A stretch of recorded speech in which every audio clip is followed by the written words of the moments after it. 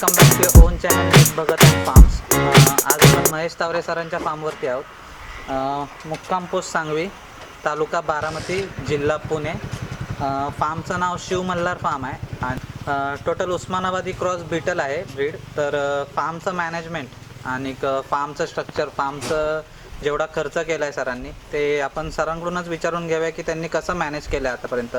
Total 3 वर्षाचा experience आहे. नमस्कार, महेश तावरे, मुक्काम पोस्ट सांगवी, तालुका बारामती, जिल्हा पुणे. सर, आपला जो गोट फार्म आहे हा उस्मानाबादी क्रॉस बीटल, तर आपला हा टोटल एक्सपिरियन्स किती आहे सर फार्मवर? मी फार्म सुरू करून मला 3 वर्ष झालेत. अच्छा. 3 वर्षामध्ये मी फक्त उस्मानाबादी हेच ब्रीड निवडलेलं आहे. त्याचं कारण असं आहे की उस्मानाबादी ही आपल्या महाराष्ट्रामधली प्रमुख जात आहे. राईट. त्यानुसार मी ते ब्रीड निवडलेलं आहे. तर उस्मानाबादीमध्ये जुळ्याचं तिळ्याचं प्रमाण जास्त आहे, त्याच्यामुळे त्याचे उत्पन्नाची क्षमता चांगली आहे आणि पिल्लांची वाढसुद्धा चांगलेली आहे. माझा प्रश्नच होता सर तसा की गोट फार्मच का? आपल्याकडे बाकी बरेच व्यवसाय आहेत तसं करायला. बरोबर आहे तुमचा प्रश्न. गोट फार्मच का? बाकीचे उद्योग भरपूर आहेत, बाकीचे बिझनेस करायचे झाले तर तुमचा डेअरी फार्म आहे, शेतीसुद्धा आपण करू शकतो. आहे शेती म्हटल्यानंतर शेतीसुद्धा करू शकतो. परंतु आमचं क्षेत्र हे पूर्ण क्षारपड आहे, पहिली गोष्ट. त्यामुळे या शेतामध्ये उत्पन्न मानावं अशा प्रमाणात उत्पन्न निघत नाही. त्याच्यामुळे मी गोट फार्म निवडला, कारण शेळी ही गरिबाची गाय म्हटली जाते. Right sir.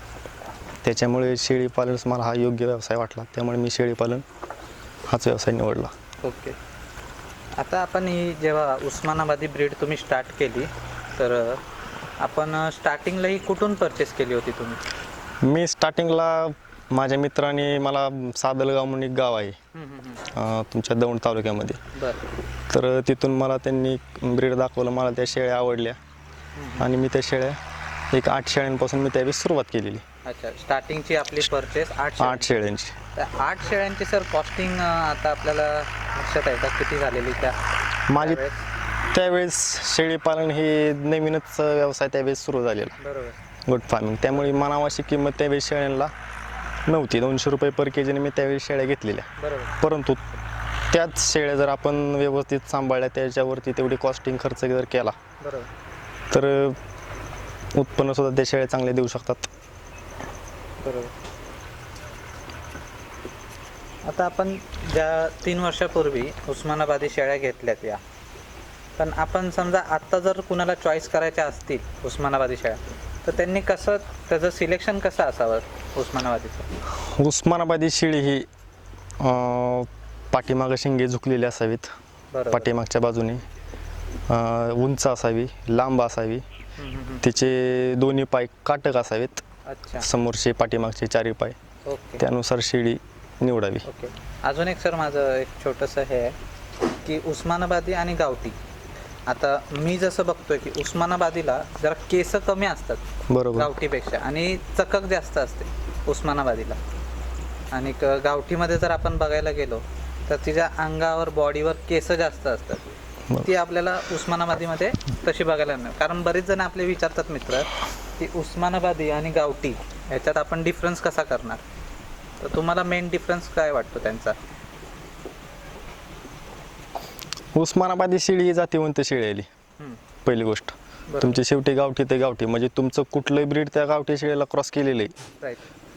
कुठलं ब्रीड तुम्ही क्रॉस करताय हे ज्यानं क्रॉस केलं त्याला सुद्धा माहीत नसतं, आणि जो घेतोय त्याला सुद्धा माहीत नसतं. त्याच्यामुळं लोकांनी कम्पॅरिझन करू नये की जेणेकरून उस्मानाबादी आणि गावठी दोन एकत्र दूर नाही. जी शेळी आहे तीच म्हणजे जातीवंत शेळी उस्मानाबादी. बरोबर.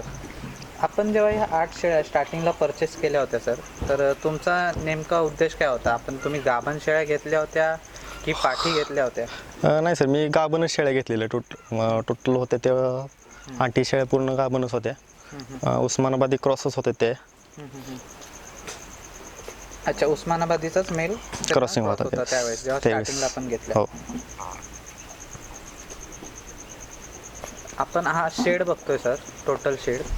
तर या टोटल शेड आणि आपल्या ज्या 8 फिमेल तुम्ही घेतल्या होत्या, तर मेल पण सोबतच घेतला होता का तेव्हा? हा त्यावेळेस मेल पण मी सोबत घेतलेला त्याच्या वेळेस उस्मानाबादीचा? उस्मानाबादीचाच. अच्छा म्हणजे टोटल मेल धरून माझी 8 होती. अच्छा, मेल धरून आपले मेल धरून माझी 8 8 होते त्यावेळेस. बरोबर. म्हणजे 7 शेळ्या आणि 1 मेल. 7 शेळ्या आणि 1 एक मेल, मेल. बरोबर. मी तो मेल आणला आणि मार्केटमध्ये विकून टाकला लगेच. ओके. कारण त्यावेळेस आपल्याला त्याची गरज नव्हती. नव्हती कारण त्या शेळ्या गाभण होत्या, बरोबर? गाभण होत्या टोटल. बरोबर.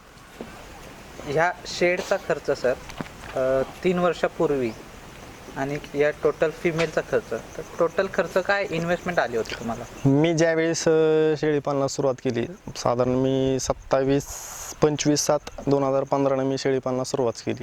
ओके. त्यावेळेस माझ्याकडे क्वांटिटी कमी होती. त्यावेळेस हे माझ्याकडे शेड नव्हतं. अच्छा. माझं घरापाशीच गावामध्ये एक छोटंसं शेड होतं 10 बाय 100 फूट लांब. Okay okay. मी त्या जागेमध्ये सुरुवात केली ती. आत्ता एक वर्ष झालं मी एक शेड उभा केलेलं टोटल. अच्छा. आत्ता साधारण हे शेड माझं एक 6 गुंठ्यामध्ये शेड आहे. 50 बाय 80 टोटल. माझा खर्च टोटल या शेडला एक 2.5-3 लाख रुपये आत्तापर्यंत गेलेला आहे. अजून लाखभर रुपये खर्च लागेल. ओके. म्हणजे काय फ्युचर मॉडिफिकेशन जर करायचं करण्यासाठी. असेल तर. बरं. पण हा जो शेड तुम्ही बांधलाय, तर काय अपेक्षा असतील, म्हणजे या शेडमध्ये किती क्वांटिटी तुम्ही ठेवण्याची ही आहे? साधारण शेड आहे माझं साधारण एक 100 ते 125 क्वांटिटी आरामशीर बसू शकेल. अच्छा, 100 ते 125.